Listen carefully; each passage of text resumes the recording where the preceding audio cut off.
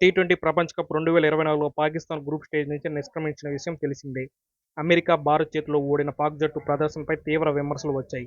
Tourney అనంతరం coach Gary Kishan కూడా పాక్ ఆటగాళ్లపై సంచలన వ్యాఖ్యలు చేశాడు.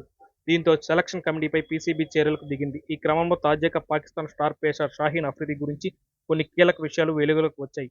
పాక్ కోచ్ క్రిస్టన్తో అఫ్రిది అసభ్యంగా ప్రవర్తించినట్లు ఆరోపణలు వచ్చాయి. కోచ్తో పాటు ఇతర సిబ్బందితోనూ అతడు దురుసుగా ప్రవర్తించినట్లు తెలుస్తుంది. ప్రపంచ కప్ సందర్భంగానే కాకుండా అంతకుముందు ఐర్లాండ్, ఇంగ్లాండ్ పర్యటనలోనూ ఇలానే వ్యవహరించినట్లు తెలుస్తుంది. ఇంగ్లాండ్ పర్యటనలో బ్యాటింగ్ కోచ్ మొహమ్మద్ యూసఫ్తో అతను గొడవకు దిగినట్లు కూడా సమాచారం.